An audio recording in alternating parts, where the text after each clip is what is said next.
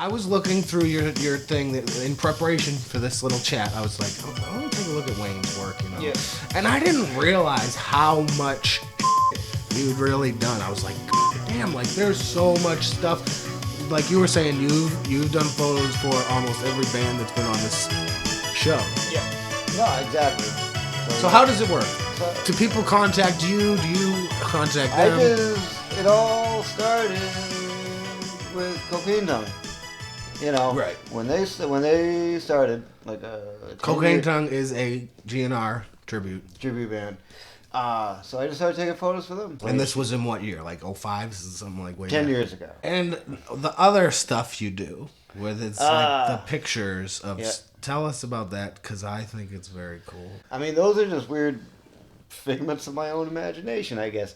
Did you ever finish the Krang? It didn't look right. Tell me about some of the ones that did work. Tentacles coming out of your face. Oh, yeah, that was so silly. I like the new one I've seen that I think it's your profile on Facebook or whatever. Yes. That, if you look at that photo, and you take that photo and you flip it around, it'll be a character of your childhood from the 90s.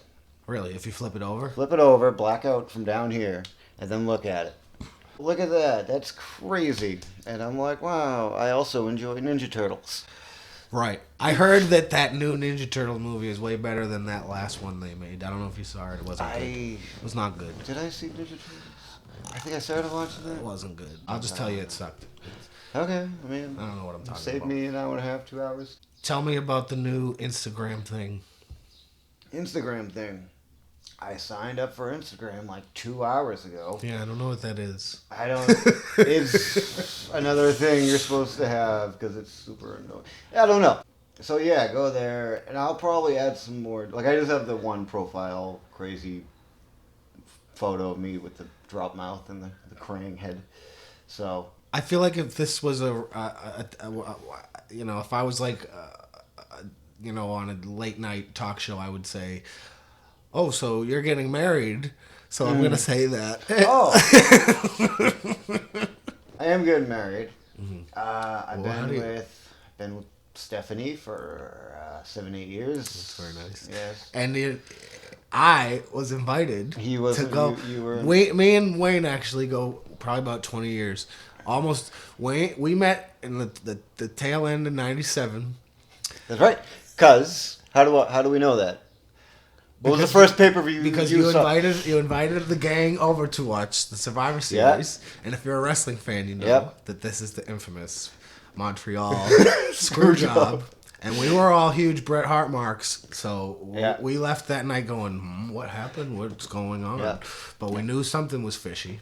Yeah, and that's one of my earliest memories of our friendship. But you always bring up me, and you thought I had a wig. I did. I had an afro because Courtney Drive was a thing. To explain Courtney Drive to people who don't know what that is, it's a neighborhood. With a swing that somehow we all sat on without it breaking. And it was a regular wooden swing, but it could have made out of freaking concrete. That thing lasted the test of time. Shout out to Lonnie for building that. You have like 20 kids on that thing. And during this time was when kids were wearing those stupid ball necklaces, and I had one on, or I had two on, or Wayne had big, and he was like, my balls are bigger than yours.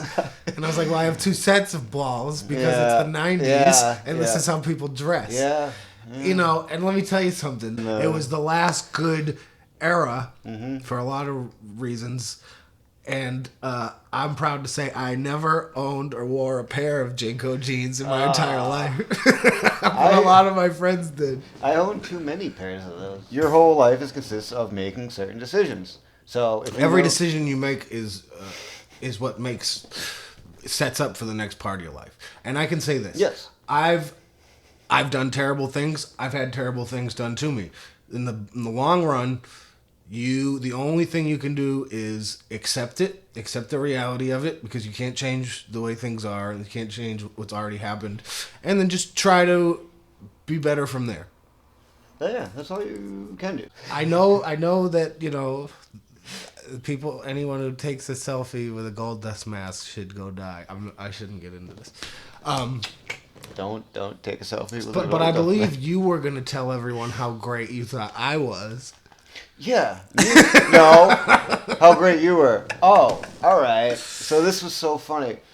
My mom actually did talk to you. We were talking about you the other day. She goes, he's just so talented.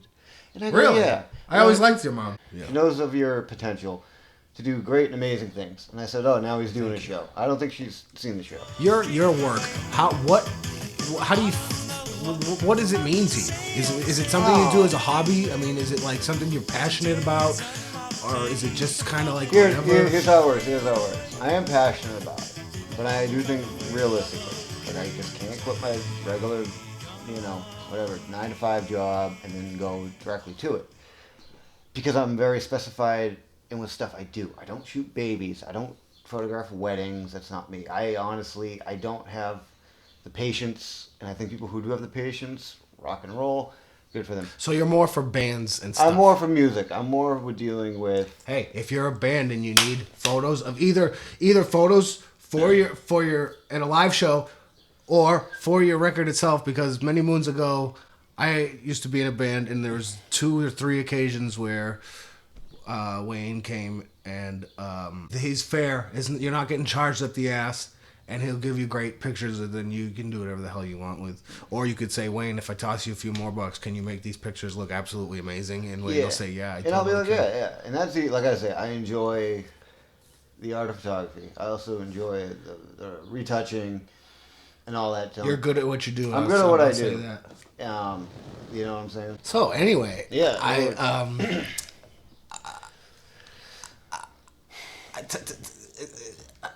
how. 1997 Survivor Series was a big... I could talk about the 1997 Survivor Series for hours.